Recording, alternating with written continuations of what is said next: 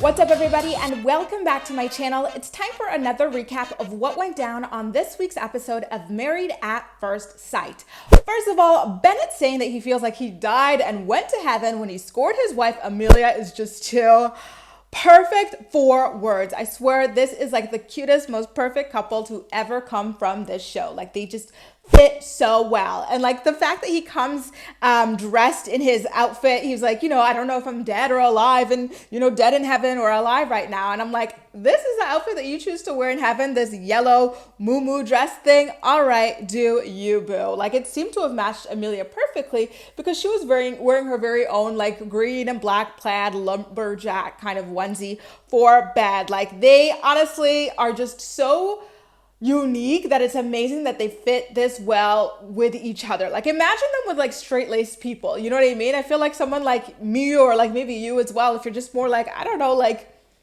not quirky, I guess, like it would not be a match at all. I would just be like jaw on the floor if I was paired with like a Bennett, but like it just worked so perfectly with an Amelia. The experts truly knocked it out of the park with these two. Now, guys, does it feel like Olivia only signed up to get married so that she could say my husband with every other word? She's one of those girls, those girls where like, you guys have been friends for like maybe 15 years or something. And like, you've known her husband for however long, however many years they've been together. So she could just say like, Clark. But instead of saying Clark, she says, my husband, every single time. And you're like, we get it, girl. You're married. Relax. I absolutely loved Woody and Amani coming to Miles and Karen's room to say hello. Like, the guys, as we know, are longtime friends. And the girls, they met each other just before they all got married. They had a joint bachelorette party. So just seeing the camaraderie, support, from people going through the exact same thing is a very beautiful thing to watch. I think that having that support system is going to be a significant advantage for these two couples. Miles falling asleep rubbing Karen's feet was also incredibly cute, as was Woody saying that marriage was the best decision of his life. Guys, I didn't even realize until they started exchanging their glasses to see like how strong the others was, that Bennett and Amelia even had the same glasses. Guys, are we being scammed here? It seems a little bit too good to be true. It starts to wear off a little bit here, and I actually feel really bad for Christine. She's doing her talking head, and she's talking about how like, oh, my husband Henry's friends are so cool, like, and I feel like they really like me as well. And then the producers, in Real Housewives fashion, cut to Henry's friends literally saying that they look down on Christine, judge her, and kind of view her as desperate for having decided to go on a show like Married at First Sight. I just know that probably broke her heart when she watched it back. Like, that probably made her feel very stupid and humiliated, and my heart genuinely does break for her. Those girls are nasty. The day after the wedding, all of the brides and grooms have to individually go and meet with their like new spouses, family, and friends alone, individually. And so let's get into Karen's mother. Like, I didn't like the way that she approached Miles. You know what I mean? I feel like she's always approaching him with like stank face, ready to like grill him and stuff. And it's like, listen, I get that you're concerned for your daughter that this man might not be in this marriage for the right reasons. It's 100% valid, but you need to approach people in a little bit more of a kinder fashion. Like, she always comes across like super antagonistic and puts him in like a really defensive position. And I just don't love that.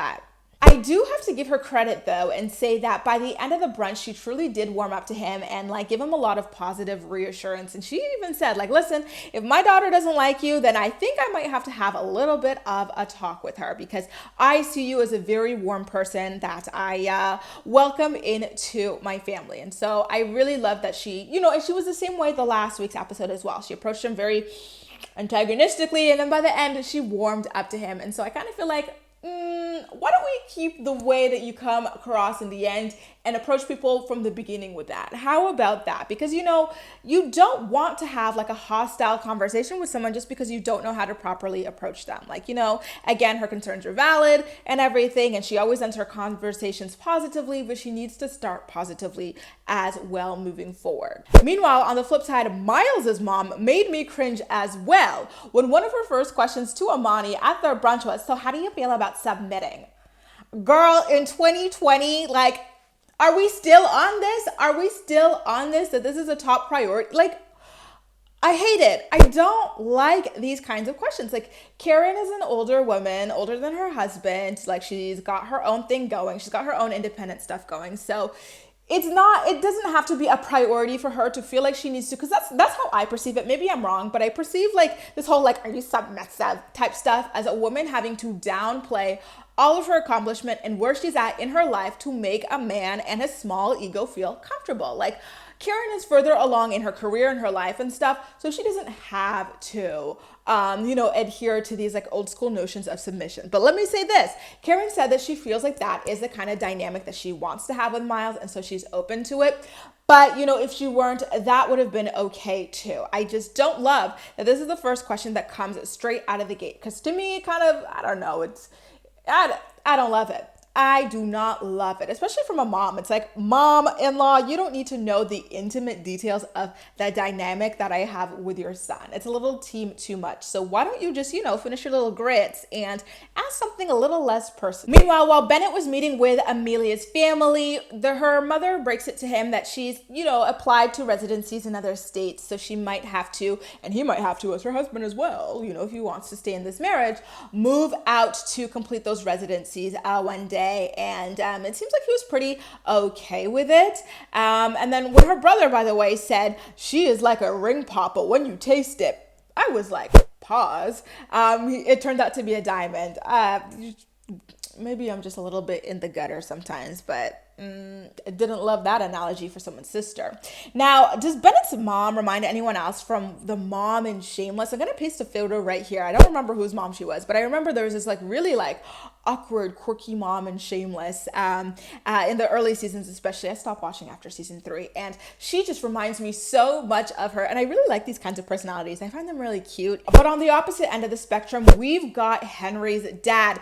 His dad just talked crap about him the entire brunch with Christina. Like, he complained about Henry's body hair, called him moody, a mama's boy, all that stuff. Like, he already like talked really poorly about him at the wedding when he was giving his toast. And so I'm not surprised that he continued on with this. It doesn't seem like cute ribbing because it's never really laced in with any kind of compliments or anything like that. So I just feel like he's very mean-spirited, and it just makes me so sad to see how clammed up and shy and awkward and stressed Henry constantly is, to the point where he literally has zero personality. And I feel like maybe I'm overstepping here, but it can be attributed to how mean his dad is. Like, it feels like his dad literally bullies him, and it's hard to watch. Two things severely surprised me when it came to Christina. Number one was that she found that Henry's father was very funny and like she really liked him. I was like, I would have thought that she would have been turned off by the way that this man was acting. And number two, that she actually is optimistic about her relationship with Henry at this point, because after, the first night, I would have been like, I don't know what the hell they were doing pairing me with this man, but I digress. It's nice to see that she is still optimistic about this guy, even though, he seems to have no personality whatsoever. Speaking of Henry having no personality, his brunch with Christina's family was so uncomfortable to watch too. He claimed to have felt comfortable and like relaxed in himself the whole time. And I'm like, if this is what you're like when you're comfortable and relaxed, I really do wonder what you're like when you feel awkward, because this was awkward to watch. Like, every time they asked him a question to try and get him to like expand a little bit on who he is, they were met with one word answers. Him just staring at his plate like, yeah, we'll see how it goes. First night, good. Like, he never, and they even like tried to joke and banter with him a little bit, but that was fruitless as well. And I think that Christina's mom is probably a little bit concerned, because with Christina like having those kind of like, I don't want to say daddy issues because it's very like cliche and kind of derogatory in some senses these days with the way men use it, but daddy issues with her dad not being around, I would have thought that the experts would pair her with someone a little bit more like manly, take charge, machismo, older, established, like someone who she would feel guarded, protected by, loved, valued, nurtured, and everything that Henry does not seem to be able to provide. Because, she even said, like, with Henry just staring at the rose petals on their first night in the bedroom, that she didn't feel very desired. Like, it seems like she always has to make the first move, and I think that is going to get old very quickly, especially when you compound the abandonment situation that she faces with her relationship, non-existent relationship with her father. And while Amelia had her brunch with Bennett's family, his sister made it seem like he was 100% morally opposed to having children. But when she discussed it with Bennett, he was like, I feel like with like the overpopulation problem and all these kids like needing a home, it's unethical to have kids. But if you want to have kids, I'm down. I was like, what? If you think that something is in moral opposition to yourself, you don't just concede like that. Like, it was just so dramatized, his feelings against having kids. Just say that it's not your first choice, but you're more than happy to do it if your spouse wants to as well. Because if you are morally opposed to something, to me is like, I am morally opposed to theft.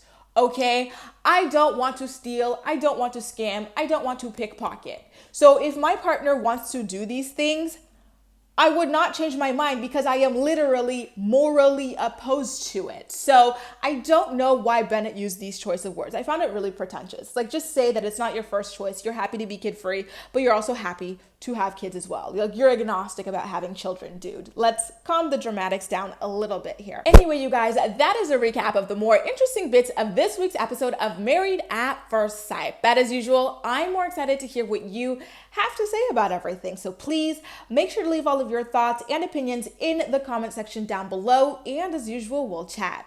That's all for now. Thank you so much for watching, and I'll see you next time.